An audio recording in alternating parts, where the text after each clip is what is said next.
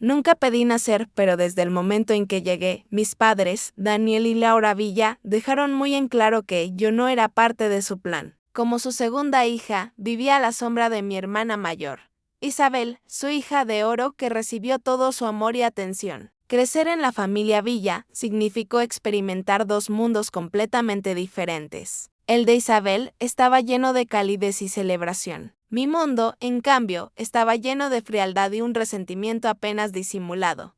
Mi octavo cumpleaños quedó grabado en mi memoria como un ejemplo perfecto de esta división. Me desperté esa mañana lleno de esperanza de que tal vez este año sería diferente. Mientras bajaba las escaleras, con el corazón acelerado por la anticipación, entré a la cocina y encontré a mis padres absortos en una conversación con Isabel sobre su próximo recital de baile. Cuando los saludé, mamá apenas levantó la vista y me indicó que buscara cereal en la alacena antes de volver su atención a Isabel. Sin felicitaciones de cumpleaños, sin tratos especiales, sin nada que conmemorar el día. Pasaron las horas sin que nadie se diera cuenta hasta la cena.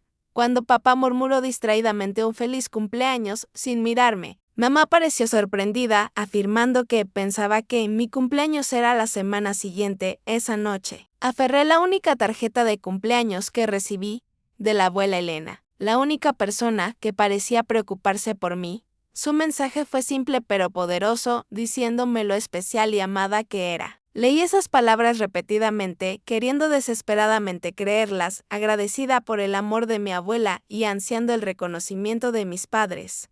La escuela solo reforzó mi condición de extraña. Durante las conferencias de padres y maestros, yo observaba a otros niños con sus padres sonriendo orgullosos, mientras que los míos nunca asistían. Mamá mencionaba casualmente las competencias de baile de Isabel como la razón, preguntándome si entendía, y yo asentía a pesar del profundo dolor de ser constantemente ignorada. Los momentos más devastadores llegaron cuando escuché a mis padres hablar de mí.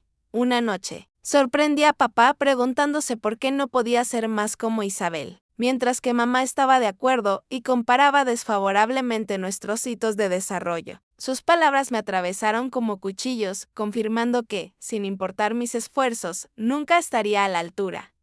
A medida que fui creciendo, dejé de intentar impresionarlos. ¿Cuál era el punto? Me volví retraída y tranquila, guardándome todo para mí.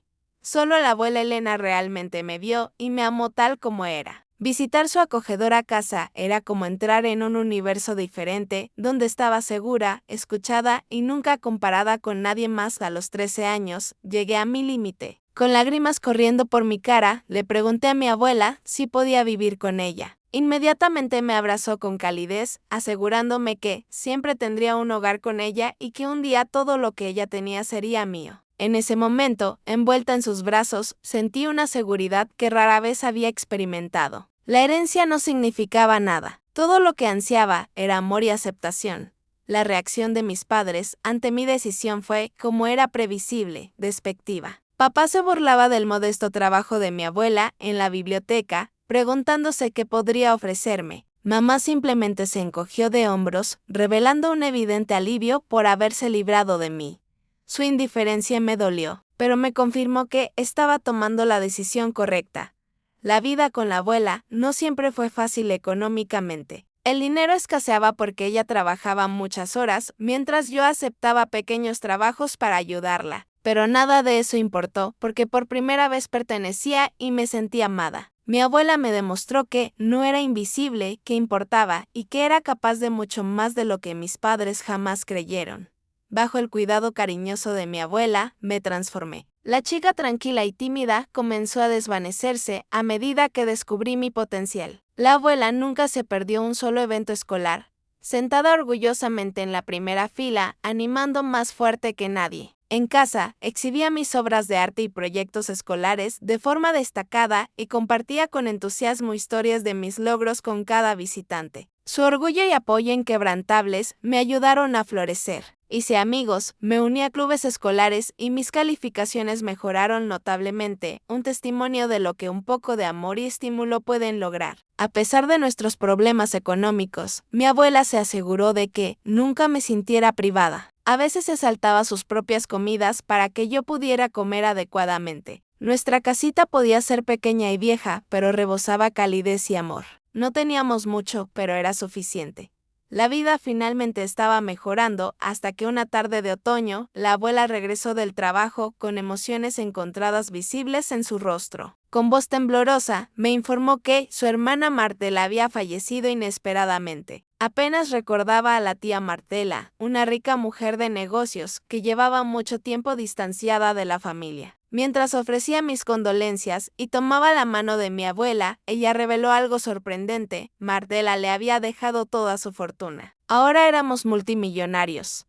La noticia de la herencia de la abuela se difundió rápidamente, y, como era de esperar, mis padres pronto aparecieron en nuestra puerta. Se quedaron en el porche con sonrisas forzadas y lágrimas artificiales, afirmando que habían cometido un terrible error y querían corregir sus errores. Mamá se acercó a mí con manos temblorosas, rogándome que regresara a casa para que pudieran ser la familia que deberían haber sido desde siempre. Mi abuela me aseguró amablemente que la decisión era mía y que apoyaría todo lo que yo eligiera. Después de días de considerarlo, decidí darles una oportunidad. Quizás realmente se arrepentían de su comportamiento. Con la bendición de la abuela, empaqué mis pertenencias y regresé a la casa de los Villa. Al principio parecía un sueño hecho realidad. Mis padres se volvieron atentos y cariñosos, asistían a mis eventos escolares y aplaudían con entusiasmo, tal como lo hacía mi abuela. Me dieron regalos bien pensados que demostraban un interés genuino en mis pasatiempos y comenzamos a tener noches de juegos de mesa,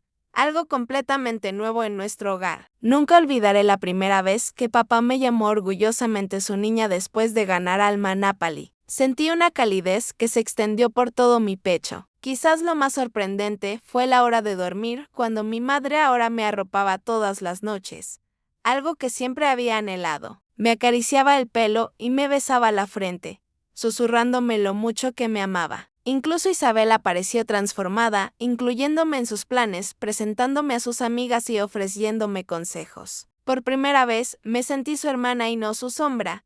Quería desesperadamente creer que su transformación era genuina, que mi familia finalmente me veía y me apreciaba. Sin embargo, una pequeña voz en el fondo de mi mente cuestionó el momento oportuno. ¿Por qué solo después de la nueva riqueza de la abuela? Intenté silenciar esas dudas, convenciéndome de que realmente habían cambiado. Durante las frecuentes llamadas con mi abuela, compartí con entusiasmo historias de mi felicidad. Aunque ella siempre me recordó gentilmente que siempre tendría un hogar con ella, sin importar las circunstancias, la vida tomó un nuevo patrón. Isabel se graduó de la preparatoria con honores y se fue a una universidad cara, lo que celebraron con una elaborada fiesta. Ver a mis padres sonreír de orgullo ante sus logros resucitó viejos sentimientos de invisibilidad, lo que me hizo preguntarme si las cosas realmente habían cambiado o si yo era simplemente un respaldo ahora que su niña dorada se había ido.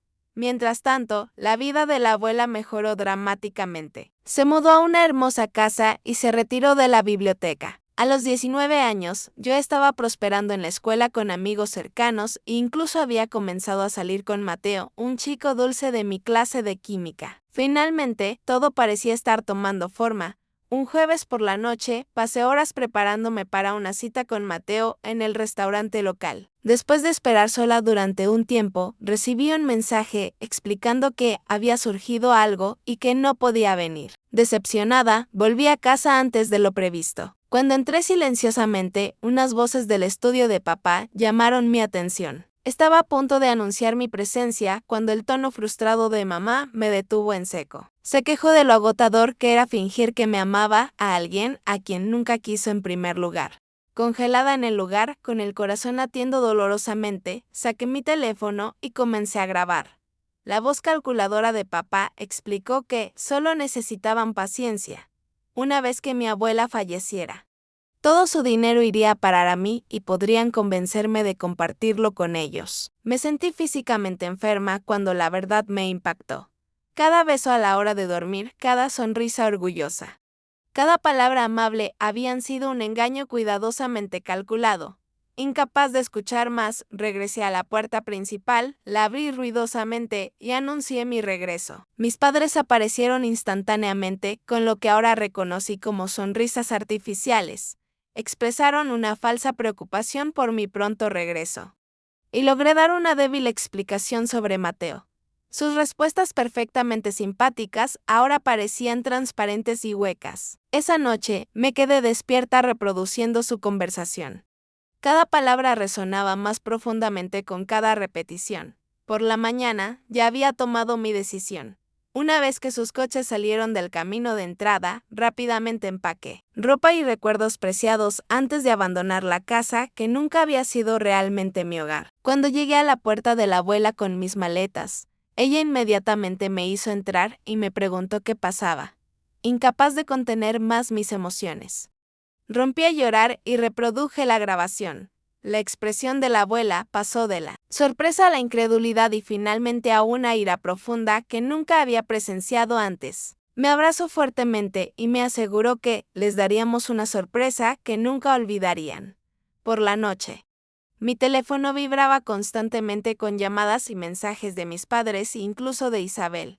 Sus súplicas para que volviera a casa, llenas de disculpas y explicaciones, ya no tenían poder sobre mí. Había visto la verdad y reconocí que su preocupación no provenía del amor, sino del miedo a perder el acceso a la fortuna de la abuela. Después de ignorar sus intentos de contacto durante el mayor tiempo posible, finalmente respondí y los invité con calma a la casa de la abuela al día siguiente para una conversación familiar. La noche siguiente, la tensión llenó el aire cuando llegaron con una preocupación inventada estampada en sus rostros. Cuando mamá se acercó a mí con una sonrisa falsa, di un paso atrás mientras mi abuela les indicaba con firmeza que se sentaran. Sin preámbulos, coloqué mi teléfono sobre la mesa y reproduje la grabación. Sus voces, frías, calculadoras y crueles, llenaron la habitación mientras hablaban de manipularme y esperar a que mi abuela muriera para acceder a su dinero. El color desapareció de sus rostros mientras escuchaban sus propias palabras. En el silencio ensordecedor que siguió, se apresuraron a explicar. Mientras sus voces se superponían con excusas y disculpas, la abuela los silenció con una mano levantada antes de afirmar que realmente creía que habían cambiado e incluso había considerado dividir su patrimonio entre todos nosotros. Ahora, sin embargo, todo iría solo a mí, cuando comprendieron la realidad de su situación. Su actitud pasó de suplicante a amenazante. Papá declaró enojado que tenían derechos paternos y se asegurarían de que mi abuela nunca más me volviera a ver, sin inmutarme ante sus amenazas. Anuncié con calma mi intención de solicitar la emancipación teniendo a mi abuela como mi tutora legal. La sorpresa en sus rostros reveló su total incapacidad para procesar hasta qué punto su plan, cuidadosamente orquestado, había fracasado. La abuela les ordenó firmemente que se fueran, y ellos partieron derrotados. Cuando la puerta se cerró detrás de ellos, solté un suspiro que no me había dado cuenta de que estaba conteniendo. Y la abuela me abrazó cálidamente. Por primera vez en días, sentí que me quitaban un peso de encima. Las semanas siguientes incluyeron numerosas reuniones legales y comparecencias ante el tribunal. Mi abuela contrató excelentes abogados para facilitar mi emancipación y transferirle la tutela. Mis padres lucharon más de lo que esperaba para mantener el control sobre mí, por extensión, el acceso a la fortuna de mi abuela. Nuestro equipo legal construyó un caso convincente basado en años de negligencia y abuso emocional. Con la conversación grabada como evidencia definitiva, el proceso judicial reveló incluso más de lo que había previsto. Los maestros testificaron sobre la negligencia de mis padres, incluida la señora Jiménez, mi maestra de tercer grado, quien recordó cuando gané el concurso de ortografía de la escuela pero no tenía familiares presentes para celebrar mi logro. Vecinos como el Sinye Reyes describieron el marcado contraste entre las extravagantes fiestas de cumpleaños de Isabel y las mías, completamente ignoradas. El testimonio más impactante provino de la propia Isabel, quien reveló que había participado a sabiendas en el plan de nuestros padres para usarme para acceder al dinero de la abuela. La repentina bondad y el vínculo fraterno habían sido partes calculadas de su engaño. Sus palabras destruyeron cualquier esperanza persistente de salvar mis relaciones familiares. La decisión del juez llegó rápidamente. La abuela recibió la tutela completa y yo me emancipé legalmente. De Daniel y Laura Villa. Al salir del juzgado, Experimenté una compleja mezcla de emociones, alivio, tristeza y una profunda libertad. La abuela me aseguró que ahora estaba a salvo.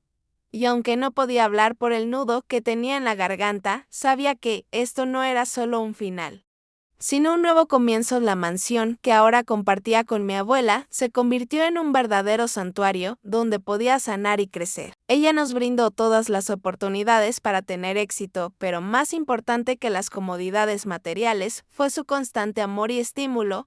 Con su apoyo, me concentré en mis estudios con un propósito renovado: construir un futuro en mis propios términos en lugar de tratar de demostrar mi valía a padres indiferentes. Juntas, mi abuela y yo nos embarcamos en aventuras que nunca me había atrevido a imaginar, explorando la arquitectura en Inglaterra, descubriendo una pasión por la fotografía de la vida salvaje en un safari africano.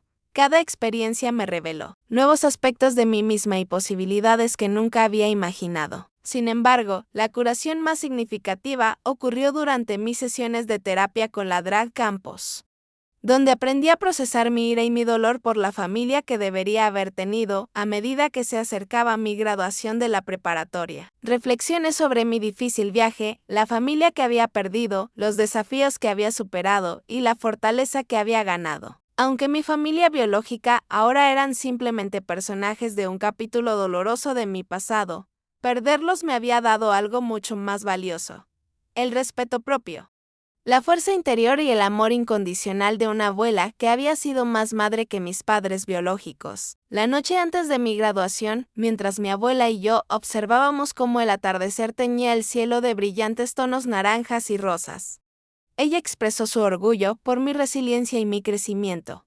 Cuando le agradecí por salvarme, ella me corrigió gentilmente: yo me había salvado a mí misma. Ella simplemente me había proporcionado un lugar seguro para hacerlo.